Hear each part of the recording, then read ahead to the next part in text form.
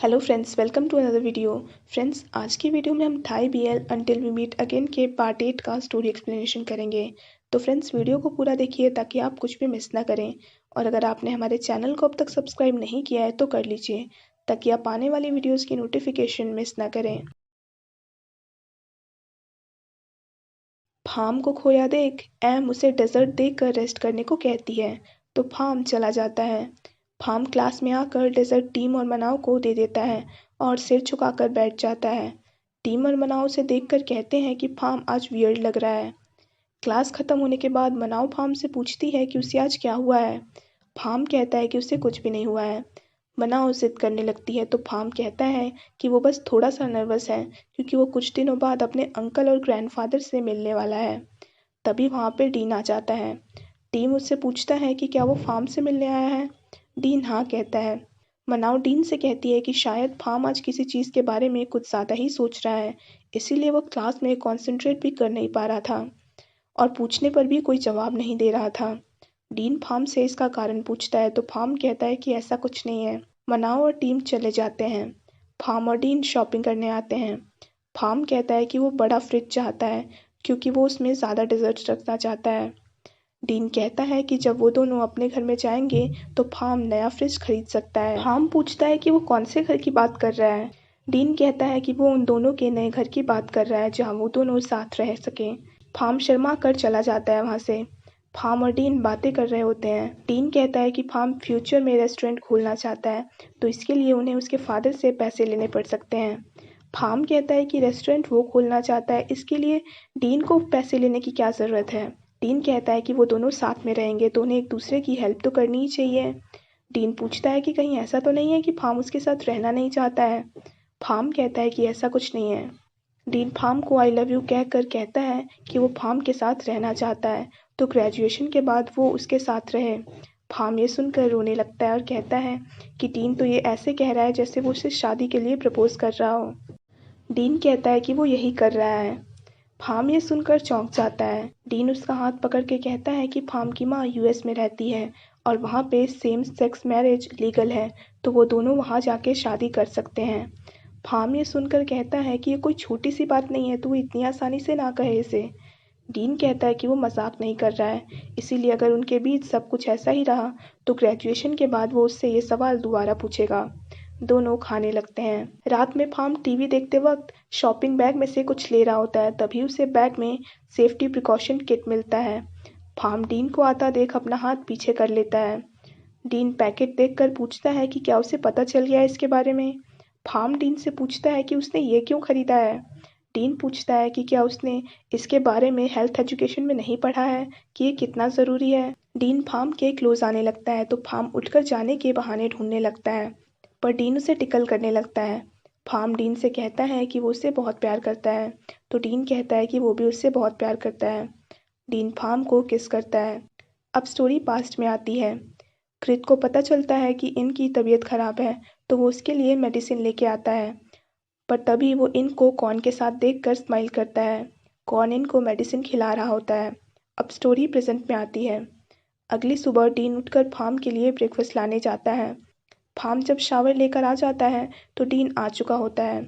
Farm को सामान में मेडिसिन मिलती है तो फार्म उससे पूछता है कि क्या ये उसने खरीदा है। डीन फार्म से पूछता है कि क्या वो ठीक है अब। फार्म हाँ कहता है। डीन को फार्म को देखकर इनके फ्लैशेज आने लगते हैं तो डीन रोने लगता है। डीन को ऐसे देखकर फार्म उसे पुकारने लगता है।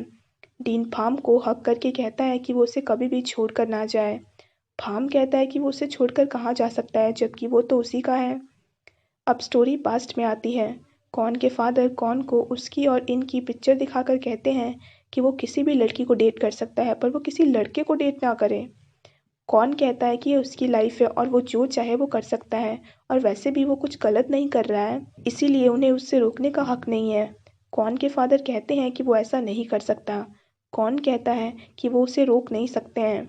कॉर्न के फादर कहते हैं कि अगर कॉर्न ने उनकी बात नहीं मानी तो इन खतरे में आ सकता है।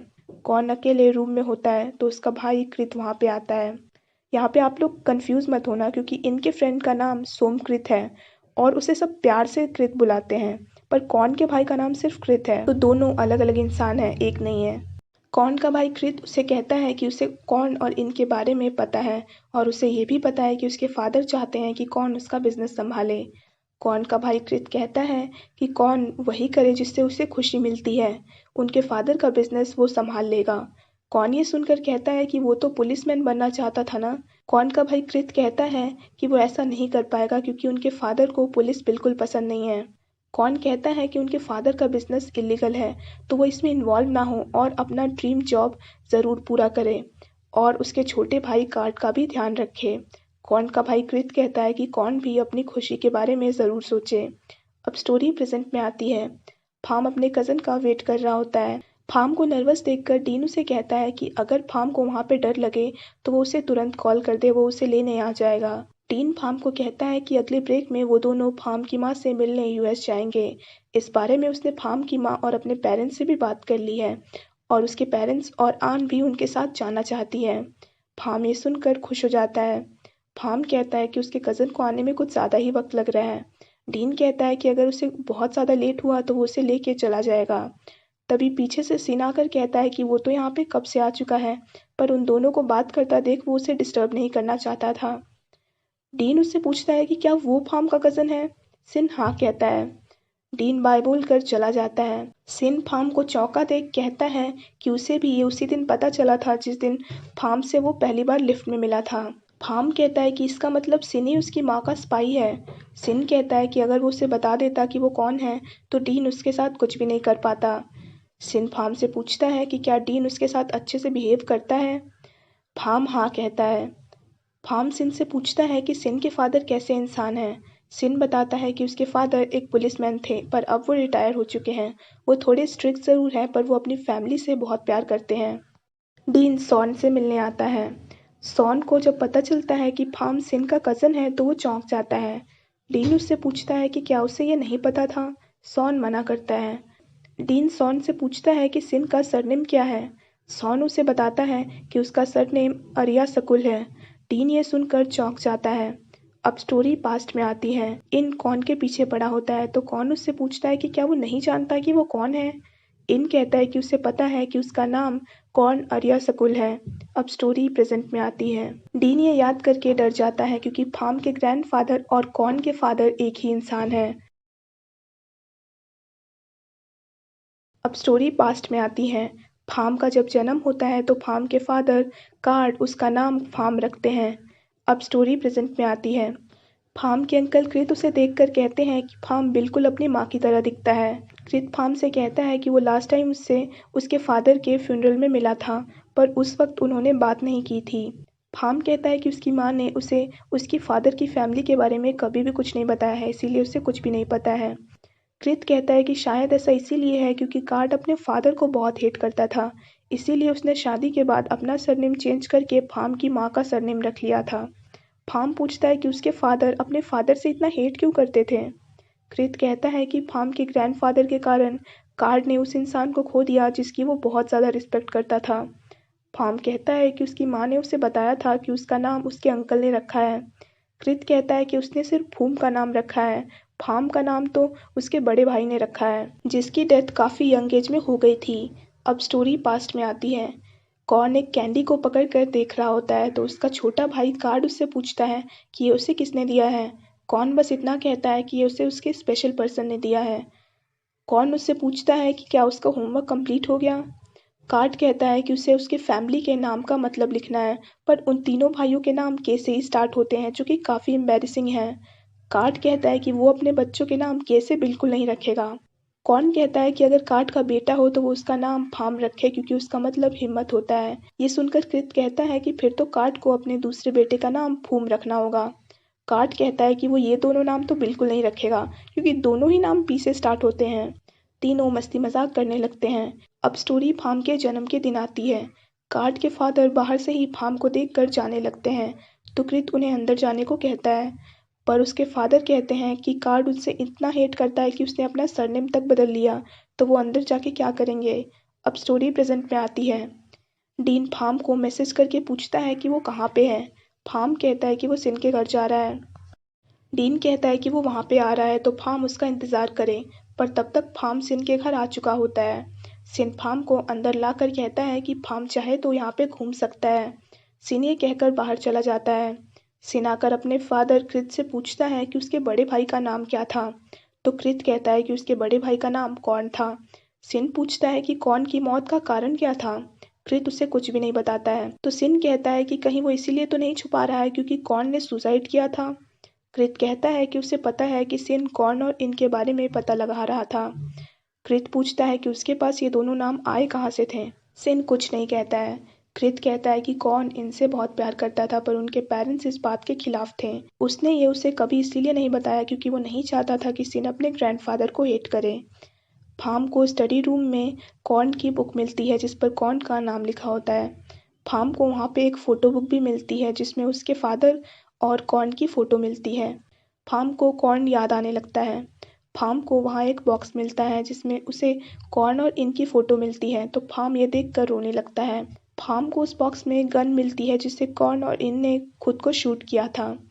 फार्म को उनकी डेथ के फ्लैश जाते हैं जिसमें उसे सब क्लियर दिख रहा होता है।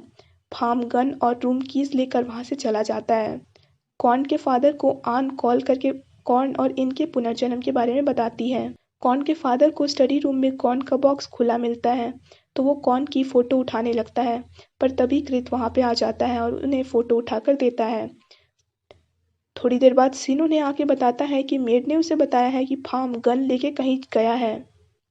कॉर्न के फादर कहते हैं कि उन्हें पता है कि फार्म कहाँ गया होगा। सिन डीन को कॉल करके फार्म के गायब होने के बारे में बताता है और कहता है कि जिस कॉर्न का डीन पता लगा रहा था वो सिन और फार्म के अंकल हैं।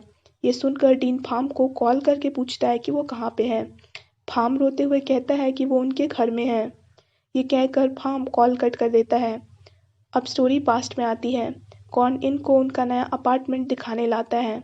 इन कहता है कि उनके लिए घर अच्छा रहेगा क्योंकि यहाँ पे वो लोग छुप सकते हैं। अब स्टोरी प्रेजेंट में आती है। फार्म रोते रोते कॉर्न और इन के अपार्टमेंट में आता है और जो कि उसे बॉक्स में से मिली होती है उससे वो घर का दरवाज़ा खोलता है। फार्म को वहाँ पे आकर पास्ट की सारी चीज़ें याद आने लगती है तो वो डर कर रोने लगता है। तभी वहाँ पे डीन आ जाता है। डीन उसे यहाँ से चलने को कहता है पर फार्म पूरी तरह से अपने होश खो चुका होता है और वो खुद को पूरी तरह से इन ही समझ रहा होता है। और डीन को फार्म डीन को झूठा कहने लगता है। डीन उसे सॉरी बोलने लगता है। फार्म कहता है कि पिछली बार कॉर्न उसे छोड़कर चला गया तो अगर इस बार इन उसे छोड़कर चला जाए तो वो क्या करेगा। और यहीं पे ये पार्ट खत्म हो जाता है। So friends that's it for this video. I hope आपको वीडियो पसंद आया हो। अगर आपको वीडियो पसंद आया हो तो वीडियो को लाइक कीजिए, हमारे चैनल को सब्सक्राइब कीजिए, साथ साथ बेल आइकन भी प्रेस कर दीजिए ताकि आप आने वाली वीडियोज़ की नोटिफिकेशन मिस ना करें। So friends thanks for watching this video. Bye bye and take care of your health.